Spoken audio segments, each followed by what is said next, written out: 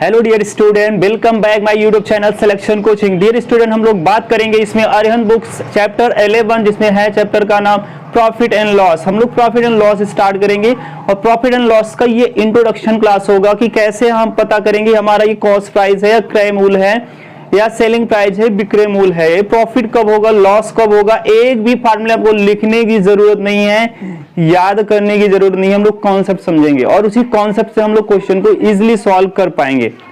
तो बात करते हैं प्रॉफिट एंड लॉस की। तो ये प्रॉफिट, सब लोग प्रॉफिट ही लेना चाहते हैं। प्रॉफिट एंड लॉस जिसको हम बोलते हैं डियर स्टूडेंट लाभ और हानि। क्या बोलते हैं? लाभ और हानि। कब प्रॉफिट होगा, कब लाभ होगा, इसकी ये किस पे डिपेंड करता है। अगर मैं बात करूं ये डिपेंड किस पे करता है, तो ये डिपेंड करेगा सीपी मतलब इसके क्रय मूल्य पर और इसके विक्रय मूल्य पर। तो चलिए हम लोग बात करते हैं इसमें कितने टर्म्स आते हैं, कौन कौन से लोग आते हैं, उसी पे हम लोग डिपेंड करता है। चलिए समझिए, अगर मैं बात करूं कि आप क्या करें, एक व्यापारी हो या बोल सकते हैं एक दुकानदार ही हो, शॉपकीपर हो, तो क्या करेंगे आप जब सामान को लाएंगे, कोई भी ऑब्जेक्ट को लाएंगे और लाएंगे तो उसको क्या करेंगे, जितने ही रेट में या बोल सकते हैं जितने ही कॉस्ट पर, जितने ही मूल्य पर वस्तु को खरीदेंगे वही क्या होगा, क्रय करना। मतलब क्रय करने का मतलब होता है किसी चीज को खरीदना। क्रय का मतलब खरीदना, जिसको बोलते हैं कॉस्ट। अब कॉस्ट प्राइस का मतलब हो गया जिस मूल्य पर किसी वस्तु को खरीदा जाता है वही उसका क्रय मूल्य कहलाता है। क्रय मूल्य का मतलब जिस मूल्य पर किसी वस्तु को खरीदा जाएगा उसे बोलेंगे क्रय मूल्य। तो बात करते हैं, इसको बोलते हैं क्रय मूल्य। तो ये भी एक फैमिली का क्रय मूल्य, इसी को कॉस्ट प्राइस बोलते हैं। तो कुछ टर्म आपको बहुत अच्छे से पता होना चाहिए, कॉस्ट प्राइस, या इसी को हम लोग शॉर्टकट क्या लिखेंगे डियर स्टूडेंट, लिखेंगे सीपी। अगर सीपी आएगा तो आप ध्यान रखना है कॉस्ट प्राइस का मतलब हो जाएगा, कॉस्ट प्राइस का मतलब हो जाएगा क्रय मूल्य, जिस मूल्य पर किसी वस्तु को खरीदा जाता है। अब दूसरा टर्म्स आएगा, अगर कोई व्यापारी है तो मान लेते खरीद के लाया तो उसको क्या करेगा, या तो उसको प्रॉफिट लेगा या तो लॉस में उसको क्या करेगा, बेचेगा। तो जो बेचने वाला मूल्य होता है, जितने भी रुपए में, जितने ही रेट, जितने ही मतलब पैसे में वो वस्तु को बेच रहा है वो क्या कहलाएगा, इसका विक्रय मूल्य मतलब सेलिंग प्राइस, जिसको बोलते हैं हम लोग विक्रय मूल्य। तो विक्रय मतलब बेचना, विक्रय करना, विक्रय मूल्य। तो विक्रय मूल्य को बोलते हैं डियर स्टूडेंट सेलिंग प्राइस। क्या बोलते हैं? Selling price. और इसको हम लोग शॉर्ट कर क्या लिखेंगे, एसपी। ये cost price and selling price आप समझ गए। जिस मूल्य पर किसी वस्तु को खरीदेंगे उसको क्रय मूल्य, जिस मूल्य पर उसको हम बेचेंगे उसको विक्रय मूल्य। अब ये लॉस और प्रॉफिट डिपेंड करता है कि कितने वस्तु खरीदी गई और कितने में उसको बेचा गया, मतलब वो selling price and cost price पे डिपेंड करेगा। तो अगर हम बात करें, पहले बात करें, अगर आपका सीपी लेस देन होगा एसपी से, समझिए ध्यान से, मतलब वो जितने में खरीद के लाया उससे ज्यादा में वस्तु को बेच दिया, तो क्या होगा उस कंडीशन में, उस कंडीशन में ऑलवेज क्या होगा, उसको प्रॉफिट होगा। क्या होगा? प्रॉफिट मतलब लाभ होगा। इस कंडीशन में उसको लाभ होगा। अगर आप थोड़ा ध्यान दें तो हमें लाभ कितना होगा ये कैसे निकालेंगे, तो यहां विक्रय मूल्य बड़ा होगा ना। अगर विक्रय मूल्य बड़ा होगा तो विक्रय मूल्य माइनस क्रय मूल्य कर लेंगे, तो हमारा जो लाभ आ जाएगा, वो क्या हो जाएगा, selling price minus cost price, जिसको हम क्या बोल सकते हैं, विक्रय मूल्य माइनस क्रय मूल्य। तो आप इससे अच्छे से समझ पा रहे होंगे सर प्रॉफिट तब होगा जब हमारा विक्रय मूल्य ज्यादा होगा। सिंपल सी बात है, अगर ज्यादा में वस्तु को जितने में खरीदें उससे जितना भी रुपए में ज्यादा में बेचेंगे वही हमारा क्या कहलाता है, विक्रय मूल्य, वही हमारा लाभ कहलाता है। जैसे मैं बात करूं, आपका सीपी, एक वस्तु, एक किताब को हम मान किताब खरीद के लाए और किताब को हम 120 रुपीज में खरीदें और जब उसको बेचे ना, उसकी सेलिंग प्राइस मान लेते 130 रुपीज हो गई। तो आप देख पा रहे खरीदा तो गया 120 रुपए 120 रुपीज में, एंड उसको बेचा गया 130 रुपीज में। इसका मतलब उसने जितना रुपए ज्यादा में बेचा वही प्रॉफिट है।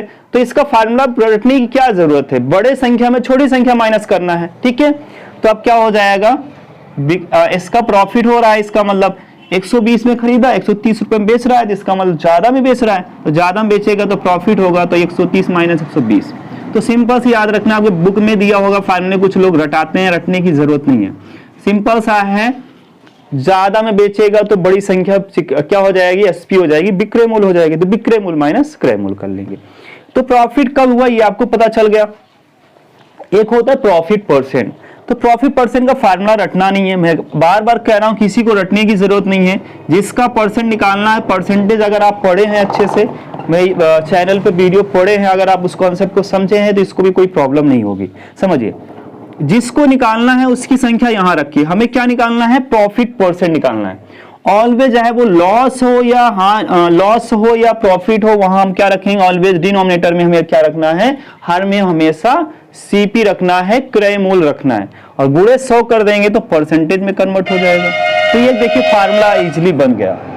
क्या बन गया डियर स्टूडेंट, एक फार्मूला आपका यहां बन गया। तो फार्मूला रटने की जरूरत नहीं है, प्रॉफिट परसेंट निकालना है तो प्रॉफिट अंश में रखना है, नीचे क्या रखना है, क्रय मूल्य मतलब सीपी गुणे 100 कर देना है, प्रॉफिट परसेंट निकल आएगा। अब हम लोग बात करेंगे कि लॉस कब होगा। जब कोई वस्तु खरीदी जाती है और उसको कम में बेचा जाए, बोलते हैं ना गांव में, ऐसे जब मार्केट में आप जाते हैं, यार घाटे में बेच रहे हैं, घाटा मुनाफा बोलते हैं। तो मुनाफा का मतलब ज्यादा में बेचना, इसका मतलब उसको प्रॉफिट हो रहा है। घाटे में बेचना मतलब उसको कम में बेचा जा रहा है, इसका मतलब वहां क्या हो रहा है, उसको लॉस हो रहा है या हानि हो रही है। तो हम लोग बात करने वाले अगले टर्म्स पे।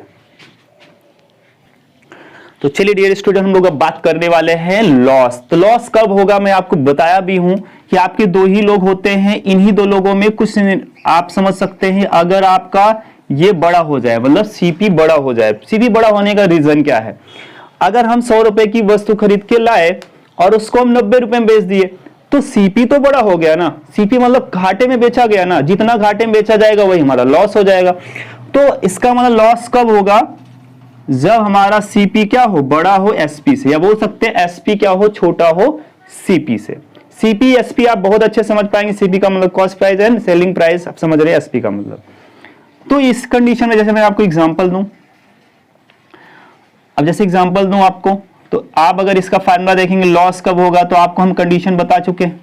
यहां छोटा कौन है, कहेंगे सर यहां छोटा सीपी नहीं है, एसपी छोटा है। तो छोटा एसपी है तो एसपी में माइनस सीपी तो करेंगे नहीं, हम हमेशा क्या करते हैं, बड़ी संख्या में छोटी संख्या माइनस करते हैं। तो बड़ा कौन है, यहाँ सीपी है, इसलिए सीपी माइनस क्या हो जाएगा, एसपी हो जाएगा। जैसे इसके लिए एग्जांपल मैं आपको बता दूं, जैसे मैं कहूं एक बुक्स को जो है 150 रुपीज में हम बाय किए, खरीदे। अब इसको हम जब बेचना हुआ तो इसको हम मान लीजिए 120 रुपीज में बेच रहे हैं, घाटे में बेच दिए, बुक फट गई थी, तो हम क्या करेंगे, वस्तु को कम, जो बुक लाए हैं उसको प्राइस से हम कम गिरा के बेच देंगे, जैसे बिक जाए, तो इतने रुपए में बेच दिए। लेकिन अब ये समझ में आ रहा है कि यार हम 150 रुपए में खरीद के लाए, 150 रुपीज में खरीद के लाए और इतने कम में बेच रहे हैं 120, इसका मतलब कम में बेचने का मतलब घाटे में बेच रहे हैं, घाटे का मतलब लॉस पे। तो लॉस कितने का हुआ, अगर हम लॉस की बात करें तो आपको समझ में आ रहा होगा, बड़ी संख्या माइनस छोटी संख्या। मैं आपको फार्मूला नहीं रटा रहा हूं कि ये रटने की जरूरत नहीं है, सिंपल सी बात है कि बड़ा कौन होगा, यहाँ सीपी बड़ा होगा तो सीपी माइनस एसपी, इसलिए 150 माइनस क्या हो जाएगा 120। जैसे इसको माइनस करेंगे तो आपका आ जाएगा 30, तो हमारा ये लॉस हो गया।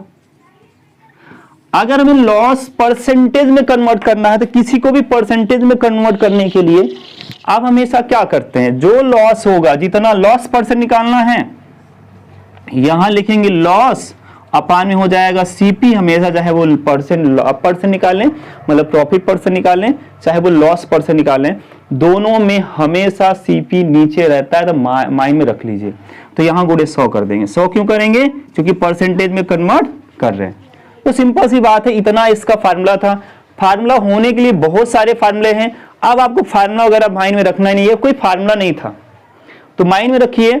और हम लोग जब क्वेश्चन अब करेंगे, वो क्वेश्चन थोड़ा से आपकी अरिहंत बुक से क्वेश्चन स्टार्ट करेंगे। पहले तो हम लोग विगत वर्ष के सारे प्रश्न को करेंगे, तो अगले वीडियो में आपको मिलेंगे विगत वर्ष के सारे प्रश्न, और एक नए तरीके से आपको हो सकता है यूट्यूब पे वो तरीका आपको न मिल पाए।